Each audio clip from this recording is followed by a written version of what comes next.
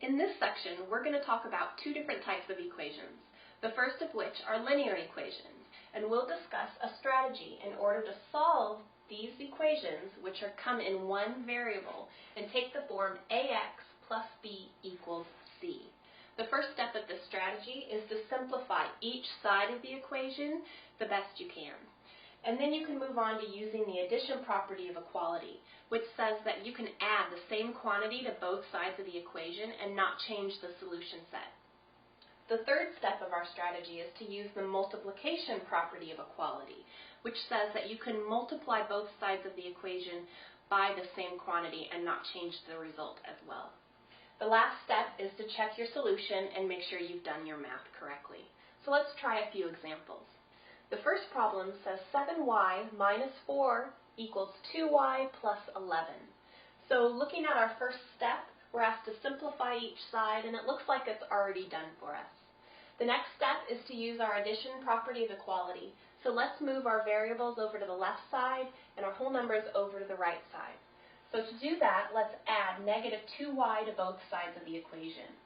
So I'll write negative 2y plus 7y minus 4, and that's equal to 2y plus negative 2y plus 11. And then we'll simplify this before moving on. Negative 2y plus 7y is 5y minus 4, and then 2y plus negative 2y is 0 plus 11. So we have 11 left on our right side. Now let's move our 4 over to the other side. So we're going to add 4 to both sides. So let's go ahead and do that. We're going to add 4 over here and add 4 over here. So simplifying this left side, 4 and negative 4 is 0. So on this side we're just left with 5y. And then 11 plus 4 is 15. Now we can move on to our third step and use our multiplication property. So we're going to end up dividing both sides by 5. So that factors the 5 out, cancels it, leaves us with the y. Then 15 divided by 5 on the right side here is 3. So this is our answer that we came up with when we are solving for y in this equation. Let's do step 4 of our strategy and check that solution to make sure that everything works out. So if we were to plug 3 back in for y into our original equation, we have 7 times 3 minus 4 is equal to 2 times 3 plus 11. So 7 times 3 is 21 minus 4 is 17. And then we have 2 times 3, which is 6, plus 11, which is 17. So this checks, which means our solution is the correct solution for this problem. Let's try our second example. So we have 2 times the quantity 4t minus 1 plus 3 equals 5t plus 4 plus 3t. So first we'll do our step 1, which is simplifying each side. So we can distribute this 2 over each term inside our parentheses.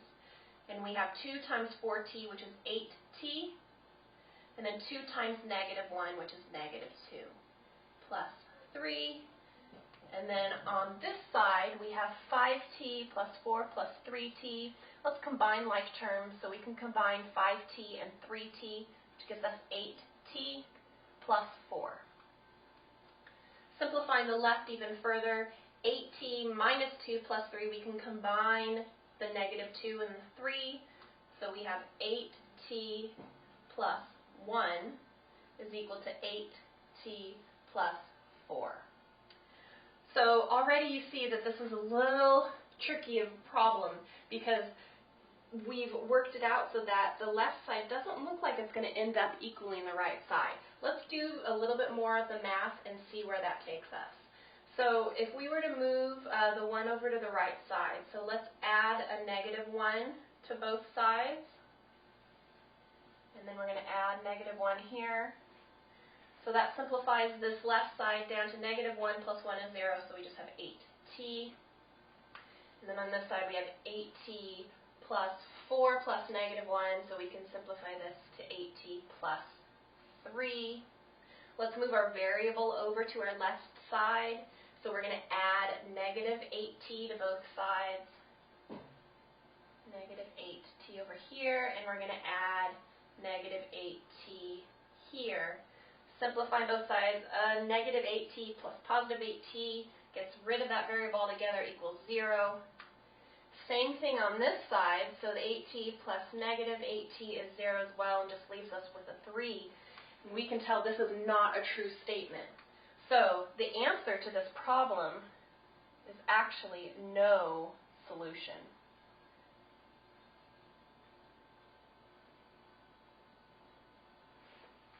So there's no solution to this equation here. Let's move on and we'll talk about some quadratic equations. Okay, next up is solving quadratic equations using factoring. And we're going to use a strategy in order to do that. So let's jump right in and we'll solve this example here. It says solve x plus 6 times x minus 2 equals negative 7. So first off, we need to get this equation in standard form, which means that we need to set everything equal to 0. So let's see if we can simplify this left side first in order to move our negative 7 over to the left side and get our right side equal to 0. So if we multiply out these two binomials, we get x squared plus x times negative 2, which is negative 2x, plus 6 times x, which is 6x, plus 6 times negative 2, which is negative 12. And that's all equal to negative 7. Okay, so we can simplify the middle here, combining like terms. We have x squared, then we have negative 2x plus positive 6x, which is 4x, and then still plus negative 12 equals negative 7. Now let's move our negative 7 over. We're going to add 7 to both sides of the equation. So we have x squared plus 4x plus negative 12 plus 7 gives negative 5. And that's equal to 0. So now we've done our first step in our strategy. We've set our equation in standard form. The next step is to factor the left side of our equation. So we're going to factor this part. And if you look at x squared plus 4x plus negative 5, that factors to x plus 5 times x minus 1. And that's all still equal to 0. Now our next step is using our zero factor property, which means that we're going to set x plus 5 equal to 0 and x minus 1 equal to 0. So let's do that here. X plus 5 equals 0, and then x minus 1 right over here is equal to 0 as well. And we're going to connect these two equations with the word or. Moving on to step 4, we're going to solve these two equations. These are the resulting linear equations that the strategy talks about. So we just get x by itself. We're going to add negative 5 to both sides, and we get x equals negative 5. Here's one possible solution to our equation. Doing the same with this, x minus 1 equals 0. We're going to add positive 1 to each side. We get x equals 1. Here's another solution. So our possible solution set for this equation is negative 5 and 1. And if you plug those values back into the equation, you'll find that they check. So let's move on to our last concept. We're going to talk about how to find a specified variable in a formula. This first example here asks us to solve negative 2x minus 7y equals 14 for our variable y. So to isolate y on one side, let's add 2x to both sides of the equation.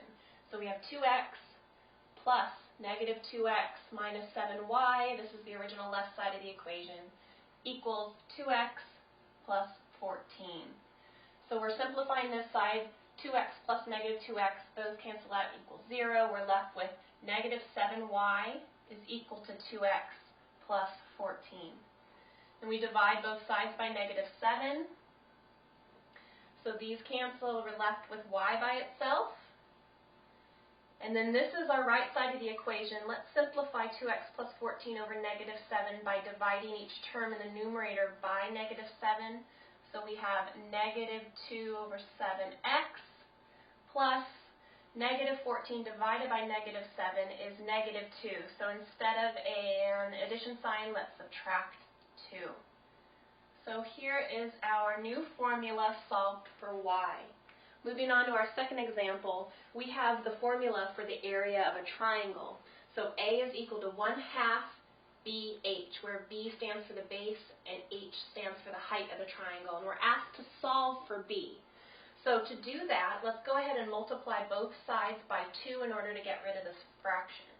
So we have 2A is equal to 2 times 1/2 BH.